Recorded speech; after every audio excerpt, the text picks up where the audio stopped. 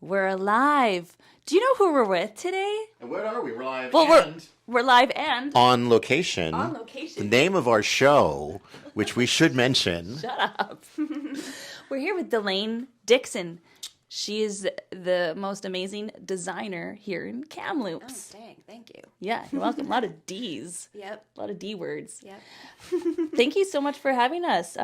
We're in her, this is a home studio. It is a home studio. Yeah. It's a very humble studio that I work in full time, and it's just this tiny little room, basically.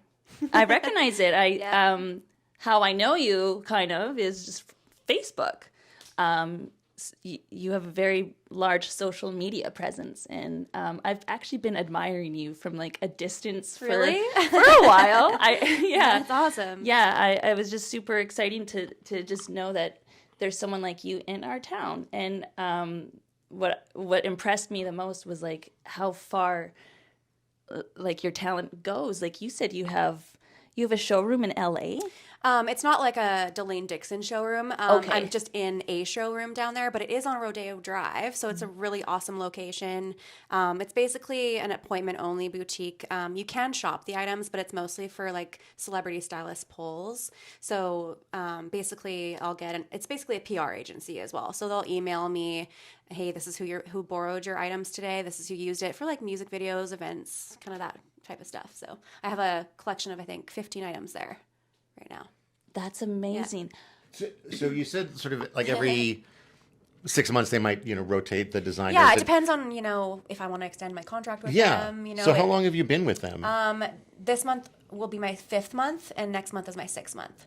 And I am going to take a little pause for a little bit. It's very expensive, especially for someone who's an artist. Artists are always struggling, paying, like it's expensive running a business, and you put a lot of your hard-earned disposable income into fabrics and travel and all that stuff. So It's costing you money to have your items there? yeah, it's a PR agency, so I hired their services basically. Yeah, so they're in charge of putting out a press release for my collection to all the stylists on their database. They report back to me and basically act as an agent for my brand. Yeah. So they're about trying to connect your work with people who are going to wear it and Yep. showcase it sort of on red carpets Yep. or things like that. Yeah, totally. Yeah.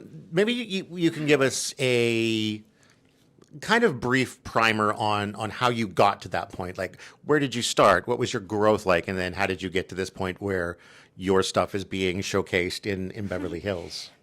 It's been a long journey. I mean, I've been doing this for 14, 15 years now, like professionally. I graduated from design school in 2012. So I guess a little less than 14 years. What city was that? Vancouver, the Art Institute of Vancouver, yeah. They've rebranded to LaSalle College now, but they're a really great art school. They offer like culinary and game design and video and all that stuff. So I started my brand right after school, and then I was just working like part-time jobs to fund my business basically for like 5-6 years. And then I've basically, obviously, like I wish that I had a mentor during all this because I probably would have been further along, but the growth has been very organic, which I think has been good too, because in any business, you're going to fail multiple times and rebrand and stuff like that. So that's really allowed me to grow and learn in the process as well. But I think where a lot of my opportunities have come is just by creating a very strong online presence, posting on Instagram every other day, making sure that you're making content all the time, showing behind the scenes. So I try to do as many posts as possible and network too, attending events and stuff. I've definitely like slid into DMs of certain people and like little things like, I don't know if you know the musician, or she's an artist, Serena Ryder in Canada. The name sounds familiar, yeah. Yeah, she had some big hits back in the day and stuff. And I was working at Chatter's Hair Salon actually at the time. This was like 5-6 years ago as a part-time receptionist. I loved it because I could get my hair done and just like work with friends and stuff. It was the easiest job ever. And one of my coworkers was like, hey, Serena Ryder's going to be playing the Peony in Vancouver. You should reach out to her and see if you can make a jacket. So I did that, and That's brave of you. Well, I mean, I wish I did that more often. Like, I just feel like running a business is so much work. Like, those little things you just kind of forget to do and like put on the back burner, but like it is important. Just put yourself out there. Tell us about the very first fashion show you had and how many pieces and what was going through your head. Okay, so my first fashion show ever was my graduating collection for fashion school. I only had 3 outfits, but at the time that was a lot of work to me. You know, Yeah, of course. And I think it's like you have like 3 months or the semester to kind of build it. It was inspired by kind of Andy Warhol pop art and Twiggy. So I had like a 60s houndstooth dress that I still have to this day and I will never get rid of because it was one of my first designs. And it was black and white houndstooth, and I screen printed sort of a cyan blue Twiggy silhouette face on it. And it was like kind of like pop arty. So That sounds kind of cool. yeah, it was cool. Was that the theme of the whole show, or was that just your mine. theme? Just mine, yeah. Oh. There was all kinds of different aesthetics, I guess you could say. Yeah. And it's interesting because my style has changed. It's definitely been more elevated and stuff like that, but I've still kept to the houndstooth. Like, that's been a common theme in my collections. Do you like more old school retro? I like the graphic prints. Like, I like 60s like graphic print and like very bold prints. I like animal print a lot. Any print that would remind you of like a mob wife. Yeah, I just want my woman to feel powerful and like she can do anything she puts her mind to. And I think I try to be that persona, but like my wardrobe is pretty casual. No, but you are that persona because you really did do what you wanted to do. I guess you went so. there. Yeah. And I think Yeah. But because of what you said about your own wardrobe, it reminded me of a question I was thinking about, which is this idea that, you know, they say that like mechanics always have kind of the most beat up cars and that sort of thing. true. Like as a designer, is your own personal fashion sort of more on the Watch your words. I'm watching them, Kelsey. On the maybe minimalist or maybe I'll let you describe your fashion. I would just, day to day, very, very casual. Yeah. Typically, I'm in my pajamas when I'm making orders and stuff. But I'm a Gemini, so I have like 1,000 different personalities. So this personality is rocker, You punk. are a Gemini. Yeah, that's right. Yes. Yeah. But some I like it depends on what my personality is that day. Like if I'm going on a vacation or something, I love putting looks together and love Right. like having a theme almost, you know, like I'm a big fan of like Legally Blonde, like very girly Barbie core stuff too. So like it's complete opposite ends of the spectrum. Like sometimes I'm really girly and sometimes I'm really like punk rock and wear leather and plaid and you know. Does that go with your music taste as Yeah. well? Yeah. I've been listening. I mean, I'm a country girl. Like I grew up on the farm. That's something else that we can talk about. But I come from very humble beginnings and I listen to country a lot of the time. But like I love rock and roll, you know, Pearl Jam, all the older stuff. Nice. Do you find that I kind of asked this question with a lady who paints, and I ask, does music alter your art piece? Definitely. Do you? Yeah. I think that happen with fashion. Yeah, like my collection for Vancouver Fashion Week was very kind of Vivienne Westwood inspired. It was very punk. It was elevated punk. Like, you know, this is like plaid, so it's like a, you know, kind of grungy You pattern. Betsy Johnson is Yeah. a brand I love. Yeah, and so while I was making that collection, I was listening to a lot of like kind of harder rock and stuff like that. And I don't know, I think, yeah, definitely, especially when I get ready in the morning too, it depends on what music I'm listening to is how my outfit's going to be that day. Yeah. So, yeah, but... When you talk about, you know, working on a collection, do you go into that with an intention of an overall theme? Yeah, I try to put like a theme. I mean, I definitely try to stick to my brand staples which is the mob wife aesthetic. And I definitely I use very often like a lot of bold reds. So every other collection, I feel like red always comes back into play. I just think like black, white, and red is kind of my staple colors. But I definitely think it is important to come up with a theme just so you have a basis of what to build on. But a lot of times I'll see a fabric and I'm like, oh, I'm super inspired by that. And then I'll build the collection around that fabric, basically. Okay, I was going to ask, what does inspire you and where do your ideas come from? I think it comes from everywhere, really. Like any artist, I think that it's not just one medium. It's like travel and culture and pop culture, what's happening in the world and, you know, what you're seeing on social media, because fashion trends used to come from the runway and what the household designers were doing. Yeah. Now it's coming from the younger generation and street style. So it kind of comes from all spectrums of where the fashion trends are coming from. But with trends, though, especially with how saturated fashion is now with fast fashion and online and shopping. What a trends bummer. can come and go so quickly, really. So I try not to stick to the trends too heavily, but also incorporate them in a subtle way. Yeah. Did you have any cultural or even almost political inspirations for any of your fashions that might surprise people to hear that that was a thing that could inspire fashion? I think so, especially earlier on in my, like I would say, second or third collection. I did Vancouver Alternative Fashion Week, which Alternative Fashion Week is generally more edgy and out there. So it kind of anything goes. I mistakenly forgot a top for one of the outfits, but because my outfit or collection was kind of so grungy, I decided, because it's women empowerment, I put electrical X tape on her boobs. I was thinking Yeah. you were doing that. I had it in my head. And so that was like, kind of I would do that. Yeah, and so that was almost sort of a marketing strategy for shock value, because you can love it or hate it, but it'll still generate talk and, emotion, So I have since then, I don't do that very often anymore, like where it's just like she's exposed with like her ex, tape. But I have done that for Paris Fashion Week and stuff like that as like a, not conforming to the societal norms in a way. So I make what I want, and women should be able to wear what they want regardless. Totally. How did you first decide that this is something that you wanted to pursue? Well, actually, I grew up doing music. I played the violin for a bit, piano, and then I played. There's a big violin right behind Oh, us. that's not mine. It's my boyfriend's. That's also, I think, a cello or something. I know. It's like a stand-up Funny. bass. My boyfriend's a musician. He plays that, and that's the only place it fits in this place. So Fair enough. Yeah. which is fine. It's like a little talking conversation piece. Yeah. But then I played drums for 8 years, and so I was. That's kind of where the rocker edge kind of came in, I think. God, you're cool. Oh, thanks. I try to be. I haven't played like since high school. Like I dabble here and there because my boyfriend has a couple sets here. Oh, awesome. But it was kind of either music or fashion for me when I was in grade 12. I didn't really have. Why was it one or the other? I just felt like I wanted to pursue something that I was passionate about and really focus on it, And I think I would never like go and pursue music now, but it's still a part of my creations and like my heart. I love music. It's a good way to get creative and like feed your soul, Totally. But I think I didn't really. So do you remember that show, What Not to Wear? Yeah. Yeah, so I liked that show, and then I was like, I really like the styling aspect of it, and so I applied for the overall fashion program at the Art Institute, where you kind of learn everything, design, marketing, and stuff. So at that point, you've never touched a sewing needle? I did like a pair of pajama pants in home ec class, but that was the Right. extent of it.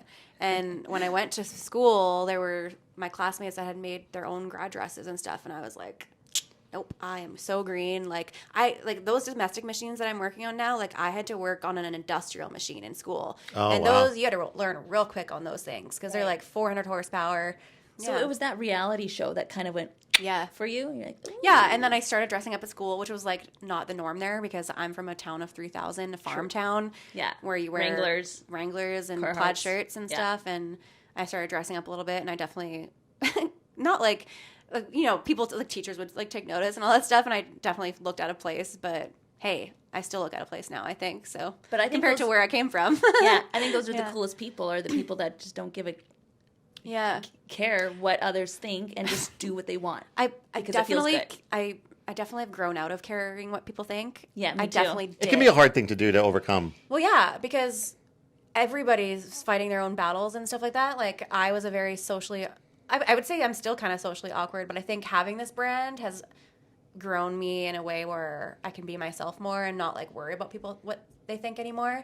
And I think I'm more myself now than I've ever been, And but, like, everyone has, like, their things, like I take anxiety medicine because I feel like every artist has like imposter syndrome, and Yes. Oh, God, yeah. yeah. Oh, artists don't want to be called artists. They're Yeah. like, well, we just like art. I'm like, no, but you're Yeah. an artist. Yeah. You're good. And it's like funny how much my brand has grown because I try to be my most authentic self, and I just have no other way of like.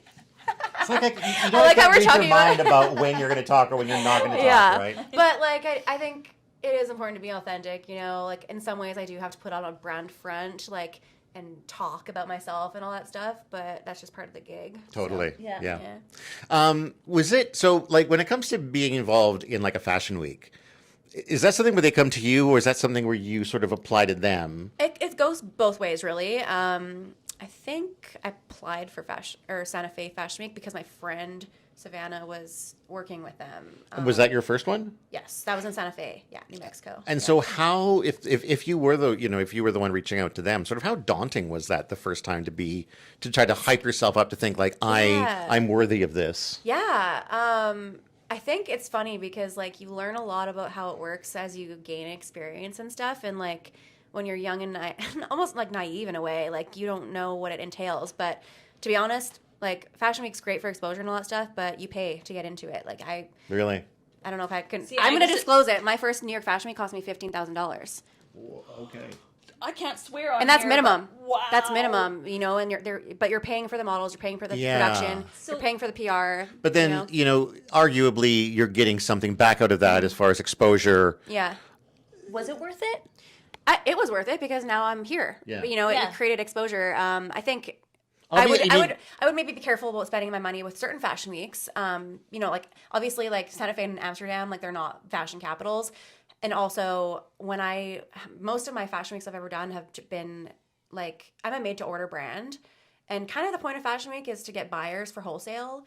And I've never been in a wholesale position. So you want to make money for them. But Fashion Week now, I think it's kind of starting to become a little bit more obsolete because everything's so online now. Right. Yeah. What do you think about that? Fast fashion and stuff. There's good and bad, like fast fashion, obviously we live in an economy you can't really afford anything. So that's what only people can afford. I shop fast fashion all the time. I thrift, you know what I mean? If I were shopping, I wouldn't be able to afford my own designs, because it's minimum $200 for a piece, and some people can afford that. But fast fashion is in some ways good because you can, wear trends that are, if you're a fashionista and you want to look nice, like you can easily do that. Yeah. Even if the trend is like, and that's the thing. Like you can buy a $10 to $15 top, and if it's tacky in a couple months, it's just a throwaway. That's the other bad thing about it, though, is it's not sustainable. Yeah. Well, fabric and textiles generates 92 trillion tons of waste a year. Yeah, Jeepers. but it's also in the bad landfills. for you because of the material that they make it from. Yeah.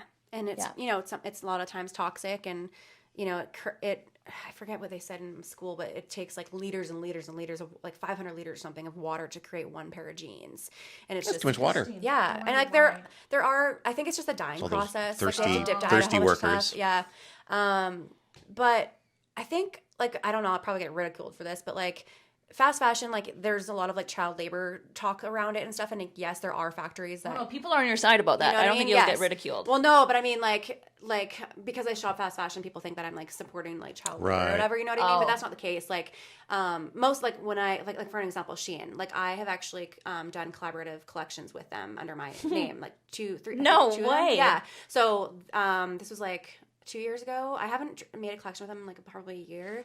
I've had 3 with them, and it's an independent platform though. So for the designers, so it's called Shine X, and it allows independent designers to have a bigger platform to sell their stuff. So you design the items, you send your tech pack, your sketches, and they will make it, and then you receive a commission. So 2 years ago, they sent me to Singapore as one of their designers, and they have like I think 3,000 independent designers, and I was one of the 12 that they picked, which is awesome. So they pay for your travel. I was good in for a you. 5-star hotel. It was wild because they're a $1 billion company. I went to the F1s, which we were in the Sky Suite, $12,000 ticket. It was crazy. Caviar, champagne. I've never been treated like that. What fun. In my entire life. I did go to headquarters. I didn't see any of the factories and stuff, but I did learn about their process of production and stuff like that. And like, there's no children like making clothes. It's just people in that culture, they're used to working longer hours, and like that's what that's their norm. Yeah.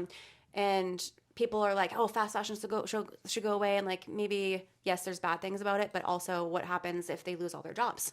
Right, yeah, of course. That's people, something that's not always thought about when it comes to these conversations that we need to get rid of this or that. That's their bread and butter. Yeah, so I think there's good and bad in it. What's your most favorite thing to make? Dresses and pretty things. And I work with a lot of knit, like stretchy fabrics, because most of my brand is online, and with online shopping, it's very hard to guarantee a fit. Totally. So with a little stretch, it just allows for that extra ease, and there's no fit issues and stuff. So I do like working with knit stuff and stretchy, but yeah, I like making like red carpet stuff. That's I love making avant-garde elevated looks. Oh, yes. You know? Yeah. Do you ever collaborate with hairstylists, makeup artists? Yeah. And there's so much talent in Kamloops. Like, Yeah. I have such an amazing fashion family. I think I probably got like 20 people that we work together all the time, and they've grown their businesses too. And it's like we're all thriving together, and like it's good to collaborate with other people because that, like, for example, on Instagram, like their followers are going to see your page because you're collaborating. So it is important to do those collaborations. Do you have a favorite piece? Is that a hard thing to answer? Or a favorite, either to like just how it ended up, or even a favorite to have made, like where the making I like process. this plaid dress that I had made before because it's very me. It's very my brand. I would say Very red, black. Yeah, those are my colors. The back of it's like corset, kind of lace up. But the piece I'm most proud of right now is in the showroom. It is the collection I did for Fashion Week was sponsored by Recycle BC.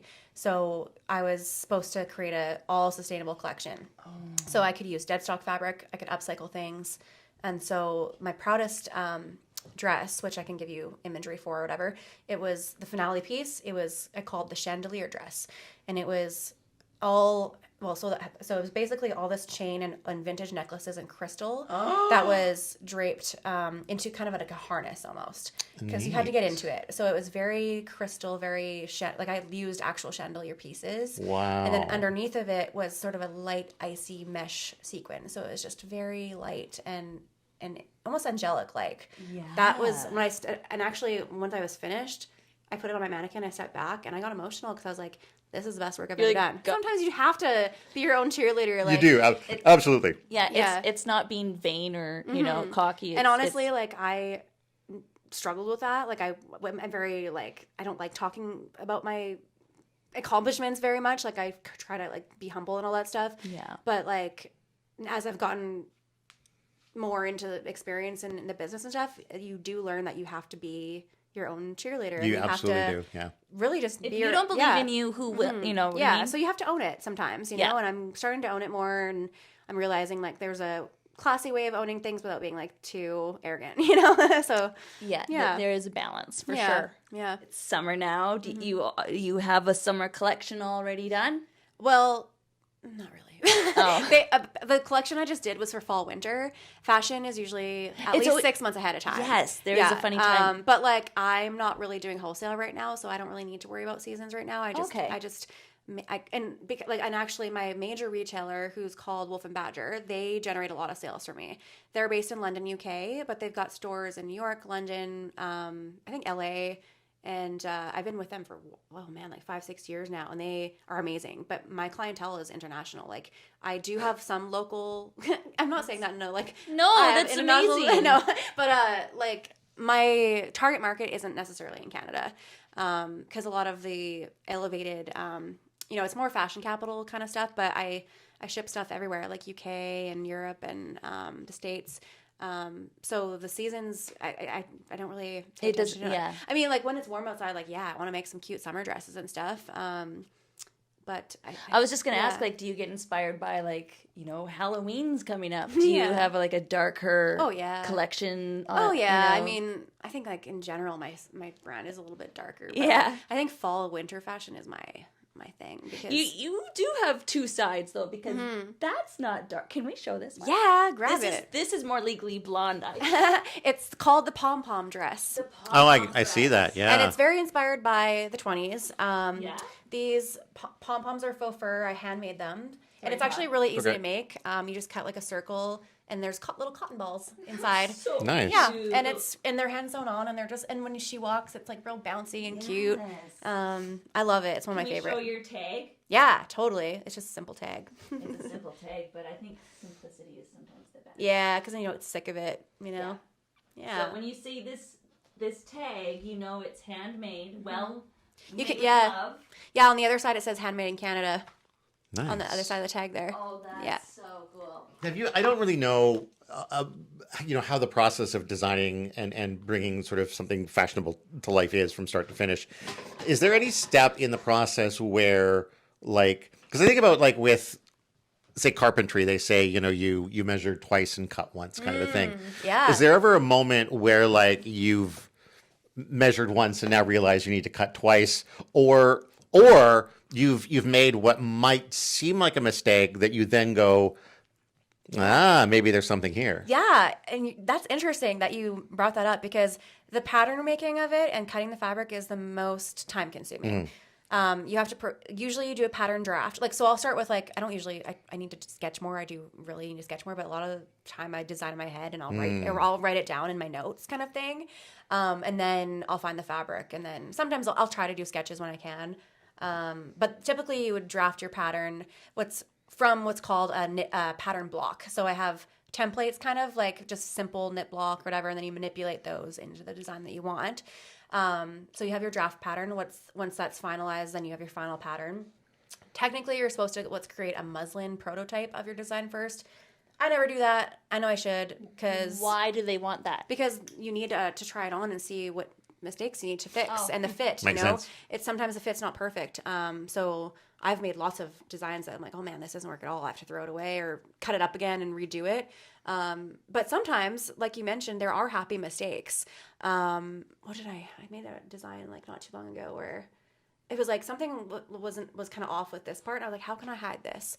Ended up putting like a brooch there or something. I'm like, ooh, this looks cooler than it was originally supposed to be. And the brooch was never supposed to be there. Yeah, But yeah. so like there are happy mistakes sometimes. Is there like an average amount of hours that each piece takes? Yeah. Or is everything kind Yeah, of... I mean, like this, my day-to-day order stuff that I sell online, I try to keep it like those items that are more wearable, like I can create within an hour or two kind of thing. But that's sewing. The pattern making and stuff, that takes hours, right? But once that's done, you're good and you can sew it.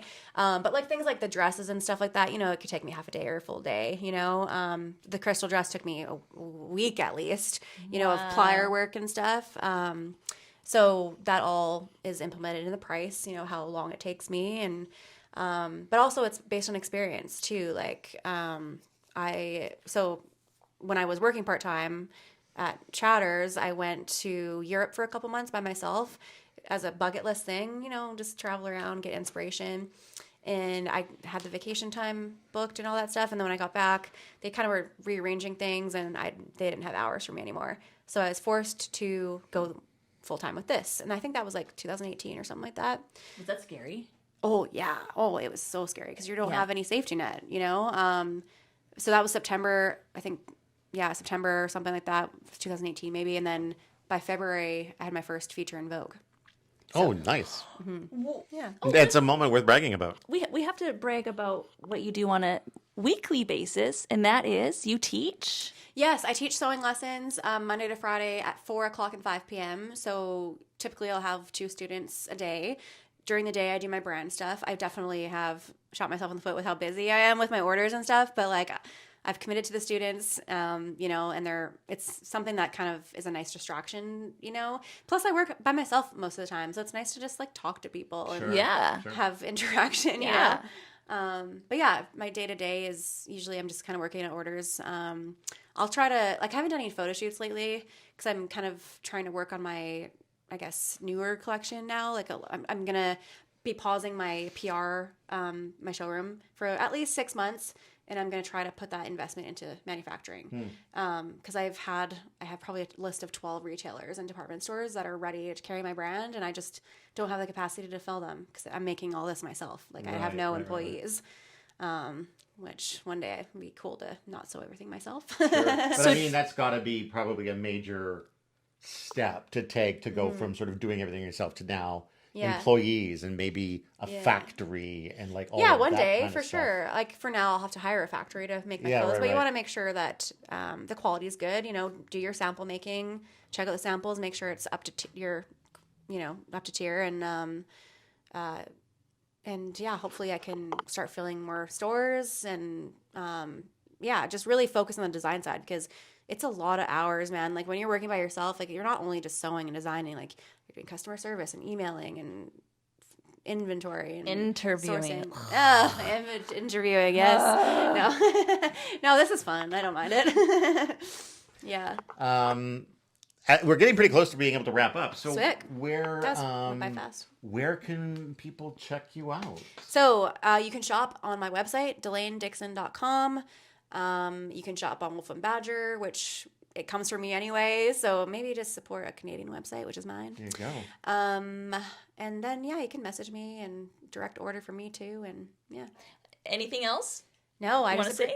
I just appreciate. 1 minute over it. Oh, well, I appreciate the talk. And I Yeah, thanks for appreciate the hanging out support. with us. This was No, a great It's chat. been fun. I like it. We should do it again. Yeah, totally. Squeak, squeak. Oh. I'm such a loser. Okay, love you. I don't know who I'm talking to. Just- thanks for watching. Thanks for watching, everybody. This has been On Location with Todd and Kelsey. and Delayne. Delayne. And Sunny. Sunny Bear. And we'll see you next time. if I could turn back the I think we can't sing that, otherwise we